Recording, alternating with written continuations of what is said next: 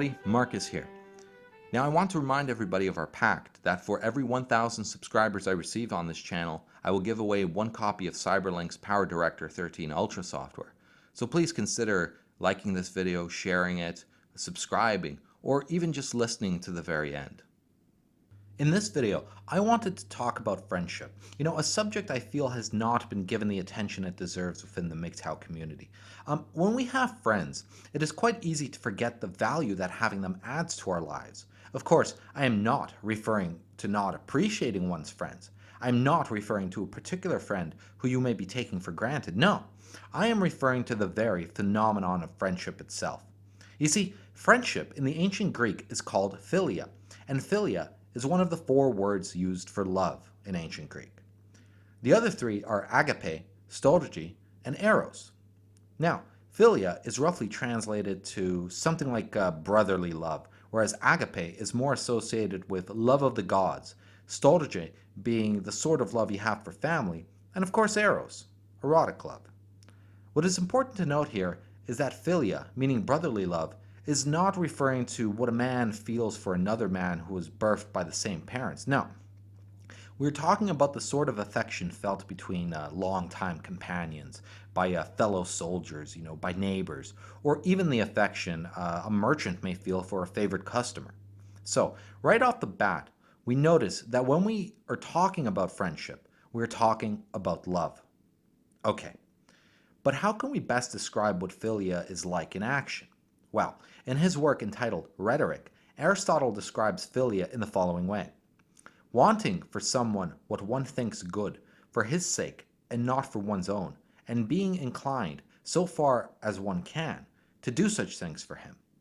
So in other words, philia at its best is desiring for someone the best for him without it being self-serving to you, and as far as is reasonable and within your power to help them achieve it. But how many of us can honestly say we have friends who fit this description? How many of us can say that we ourselves fit this description? Probably not very many. Now, we can think to ourselves that in general we roam the earth wishing the best for all people.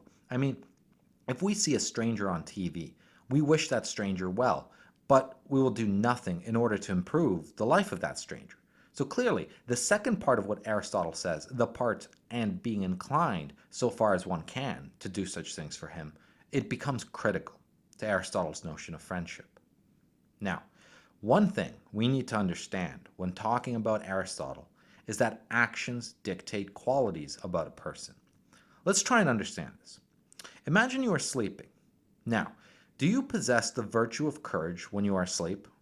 I mean, you might have come home earlier that day having saved a kitten from a burning building, but when you went to bed and lost consciousness, are you still a courageous man? See, Aristotle would say no. You see, virtues like courage and justice are not things that merely exist in you. No, a man who, though capable of it, but has never performed a courageous act, does not in fact possess the virtue of courage.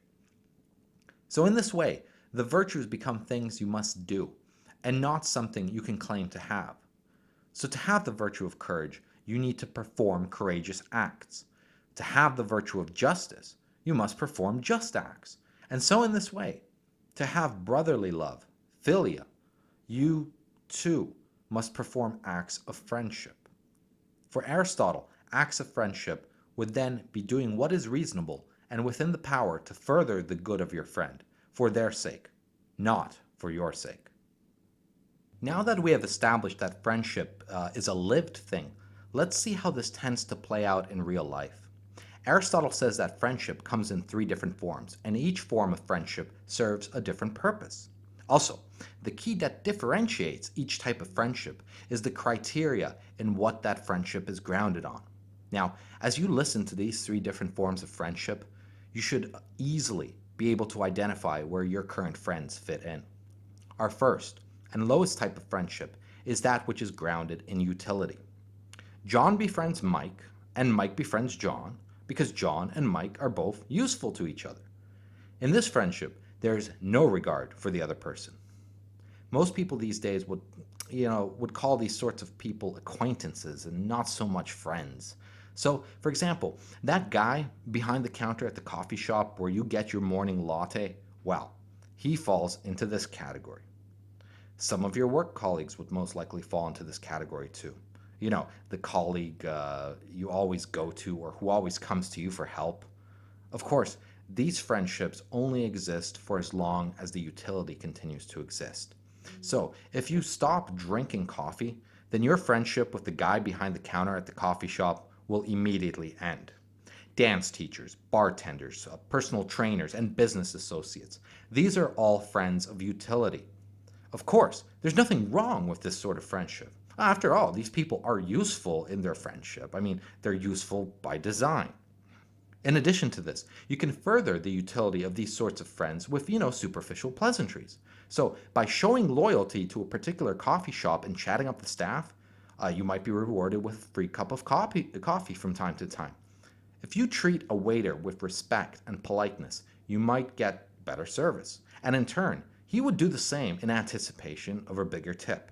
However, if that same waiter wanted to hang out after work, his request would probably freak you out. That's not, after all, the sort of friendship you two have. The second and most common type of friendship is grounded solely in considerations of pleasure. That is, two people befriend each other because while in each other's company, essentially, some sensual pleasure is derived. Friendships of pleasure are based on pure delight in the company of other people. These are the people we typically call friend. I mean, these are your drinking buddies, your golf buddies, the people you go to the movies with. These are the people you invite to your birthday party or you travel with. Now, this is not necessarily a bad thing, but what it does mean is that the friendship only survives as long as those pleasures continue to exist. So here, too, we see how a friendship can, fade away. You see, when you and your friend stop doing the sort of things that you each derive pleasure from, you no longer have any need for that friend. If you stop drinking, then you might even start to look on your drinking buddies with disdain, like as if after years they have become dangerous, or you might go as far as to come to believe they're holding you back. What about that guy you used to have a great time with until he got married? Now, you hardly see him. But it's not only that you don't see him, you also stop calling him. I mean, he never comes out anyways anymore, right? But why does he need to come out? Well, because it's not really him you give a crap about. No, it's the pleasures derived from his company. But if he did come out, but by God had changed to something you would consider boring, you definitely would not be calling him back again. So, these pragmatic or practical groundings in friendship, like we have seen up to now, more or less date the friendship and also establish terms of friendship that, shall we say, could be served by almost anybody else who came along at the right time with the right resources and proved to be just as useful, whether for utility or pleasure. You see, if anyone else came around who fulfilled these criteria better, you would be more apt to spend time with them over the older, lesser useful friends or lesser pleasant friends. This does not mean that these friendships have to be heartless, but they are completely self-regarding. The third and final class of friendship Aristotle refers to, he calls philia, which means something along the line of completed or perfected friendship. Philia being etymologically related to telos, meaning the end or goal of something. So, as the previous two types of friendship were grounded in utility and pleasure respectively, what then is this perfected friendship grounded in? Well, this friendship is grounded in virtue. But more precisely, this friendship is grounded in a sharing by the friends in a set of dispositions, the adoption by the friends of a set of values, a set of principles and precepts of an essentially and irreducibly moral nature. Now, what we find in a friendship of this kind is a kind of constructive relationship in which each friend, in virtue of his own qualities, realizes not only what is, not only potentially in the other, but also realized in the other, and also revered and honored in the other, and thus sustained and promoted and encouraged and nurtured and celebrated. These are the friendships of a lifetime, and these are friendships that are principled friendships. They exist in virtue of the fact that they conduce to good. They conduce to what is worthy. So now we need to turn back to the beginning and recall what Aristotle said philia could be. Remember? Wanting for someone what one thinks good, for his sake and not for one's own, and being inclined, so far as one can, to do such things for him. Now, which of the three above types of friendships do you think fits this description? Well, the third, clearly the perfected friendship. But do we find ourselves with these kinds of friends? I mean, not very likely, I would say. No, we find ourselves with friends falling mostly into the first and second category.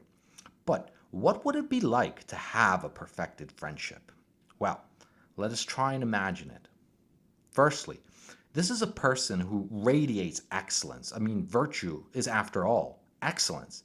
This is someone you trust completely, someone you feel in your very soul has your back, but not because he owes you, but because it would literally pain him not to have your back. This is a person whose actions compel you to better yourself.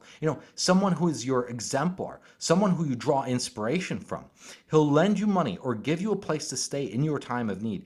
He'll non-judgmentally listen to you, and you can clearly tell he is not just waiting for you to finish talking. I mean, this is someone who will call you out on your bullshit in a way that always gives you pause. You pause not out of fear of damaging the friendship, but because he is someone you would be a fool not to listen to. And the best part is, of all these things we have described of this friend, he regards you in exactly the same way. You inspire him. He heeds your advice with great regard. He would rejoice on your successes and never succumb to jealousy. He would be willing to put his life in your hands. He becomes better for knowing you. You both serve each other as a mutual source of inspiration, of betterment, excellence, and good. But how can someone find a friend like this? Well, firstly, you need to be a friend like this before you can even recognize such a person. I mean, the silly saying of opposites attracting is complete nonsense. Like attracts like. If you yourself are not virtuous, if you are cynical, cowardly, suspicious, envious, riddled with vice, if you are unjust, opportunistic, engulfed in hatred, a victim, if you are these things, you will not only never have this sort of friend, but you would resent this sort of friend because he would shine as a perpetual reminder of your own failures. To you, he would look pompous, arrogant, undeservedly lucky, entitled, a source of envy. Or if you are particularly vicious, then he might look like a fool, naive, or gullible. But then you might ask yourself, why would you want this sort of friend? I mean, outside the obvious reasons that we typically give, reasons grounded in utility and pleasure. I mean, reasons outside the fact that it is very useful to have someone to trust, someone to listen to your bullshit and so forth. There are very significant emotional consequences to having this sort of friend. Think about it. This person makes you feel needed. He's someone who will gladly accept your help, but only in a way that ensures you never feel used or unappreciated. He is a pleasure to do good deeds for, and will himself stop you from doing anything too unreasonably good, because he will catch you in your moment of imprudence, and his sense of justice will not allow him to benefit at your expense. There is an emotional likeness of being around him. You never find yourself listening to him bitch about his problems, because for the most part, he really doesn't have any. But if he did, he would tell you because he values your advice. Also, you do not need to guard yourself around him either. Nothing you say will come back to bite you in the ass around him. You are free to be playful or silly, loud or critical. There are no taboos about what you two can talk about. Having a friend like this is having an exemplar that serves as the highest standard you reference before you allow anyone into your life. So crazies, abusers, and the emotionally unstable people now appear as bright as fireworks displays. You quickly spot them and never allow them to get close. I mean, drama virtually disappears from your social life. The most egregious offense you witness is perhaps, him showing up a few minutes late for a get-together you planned. And you never feel lonely. You can spend days in solitude, not seeing another human being, and at no point do you feel lonely because you know he is out there somewhere, only a phone call away. Now imagine what kind of place of strength you would be operating from then.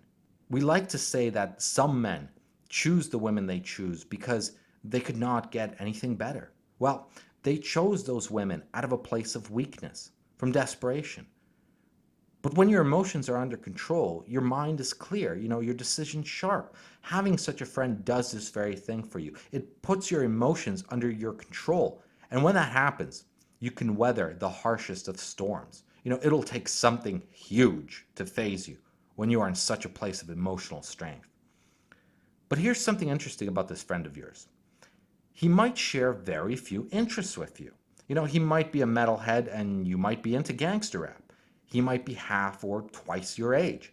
He might want nothing to do with sports, but you play habitually. You might be rich, he might be poor. You might love to travel, he might be terrified of flying. But you know what? It makes no difference whatsoever. Why?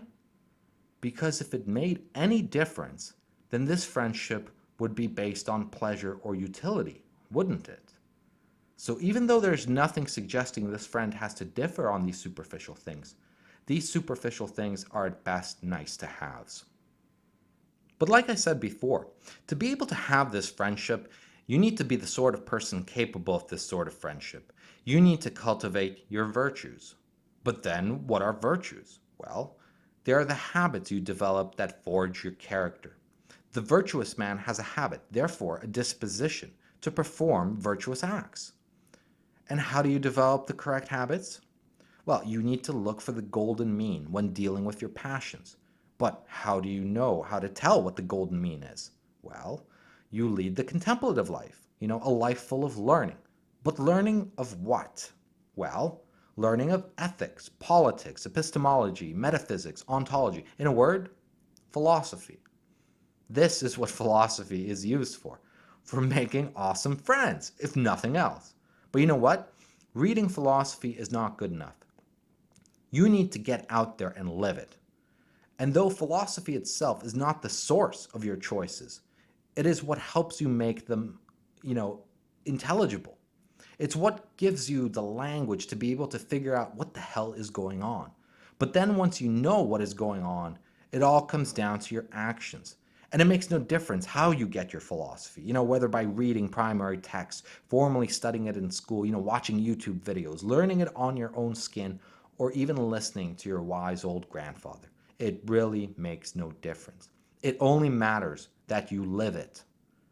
So now that we have a bit of grounding into how Aristotle sees friendship, why don't we tie it all together and see what we can conclude based on these concepts?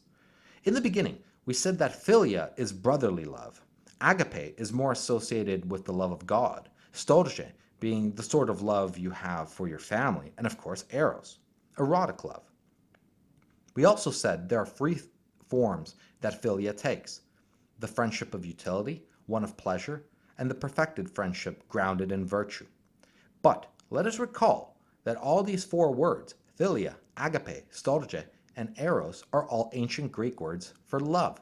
So these four words are all referring to love, not one part of love, but a complete love of a certain kind. So with this in mind, let us ask ourselves the question, where have people been looking for love in their life? Well, if you are an atheist, then agape can be dismissed. Storge, the love associated with family, also seems to be something that people do not mean when they say they are looking for love. So that leaves us with Eros and philia. Now, let's take a moment to consider Eros.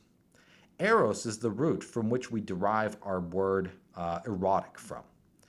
In the ancient world, it was viewed as a form of madness, a madness imposed upon a man by the gods. This madness developed a form of mythology behind it, like symbolism of being struck by a dart or an arrow. So Eros was a sort of god who in the Latin tradition eventually became who we now call Cupid. Now, tell me, my fellow mgtow, do we not in the mgtow community now see the rhetoric of love, as we use the English word, to mean that chemically induced euphoria that makes men do stupid shit in pursuit of women. I mean, the way we seem to use the word love these days, as depicted in romance novels, romantic comedies, and literature, it all refers to Eros and only Eros.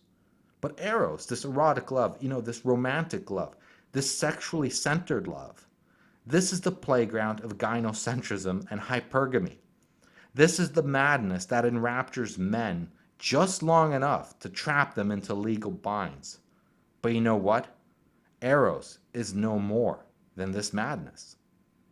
But is it not curious how men will claim that it's not only about the sex, but also about all these other qualities of romantic relationships that compels them to engage in anything deeper than a one-night stand? It is curious, is it not? But here's the interesting thing. Perhaps due to the fact that in English we only seem to have one word for love, we seem to mix all these different ideas into the same package. So when a man seeks out love, he seems to be seeking Eros, but not only Eros. But how is this other thing described by this man? This thing additional to sex that he wants out of a relationship. Does he not in fact describe philia? Does he not say that I want my wife to be my best friend? Well, he does indeed. But this is what this man has never considered. His fulfillment of Eros and his fulfillment of philia do not need to come from the same person. In fact, a one-night stand is the fulfillment of Eros, or at best, a short fling. But it is not Eros that he truly seeks when he says he is looking for love. No, he is really after philia. But he has been deceived into believing that Eros and philia go hand in hand. And to choose one, you need to choose the other. And both choices culminated in the same person. But what would happen if this man came to realize that deep emotional connection and fulfillment he so longs for, that connection he has so far only thought to be possible with women, is in fact philia, friendship? That in fact, Eros and philia are separate things? That you can have one without the other, that you can have both, but they do not need to be fulfilled by the same person. You see, philia is the love we all really long for. Eros is fleeting, a madness that fades. Philia can last, but only in the perfected friendship. And it is in this perfected friendship that us, mgtow, will find our strength, where we will find love. The love we all hoped was going to come from relationships with women, but never will. Now, the notion that a man will never find the perfected friendship with a woman is a substantive statement, and I feel I need to justify it. You see, we need to go back to Aristotle's statement describing what the perfected friendship is. Wanting for someone what one thinks good for his sake and not for one's own, and being so inclined, as far as one can, to do such things for him. Now, this means that to have this perfected friendship with a woman, she would need to want for the man what is in his best interest, with no self-regard on her part. Now, this is logically incompatible with gynocentrism, as gynocentrism always places the woman's self-interest over the man's. If this is the case, it is then not possible for a man to have this perfected friendship with a woman. But it is possible between men, and maybe between women. So it then necessarily follows that a man who is looking for love will only ever find Eros with women, and possibly either philia of utility or pleasure, but he will never find perfected friendship with her. That he will have to look for in men. Thanks for listening. Go team.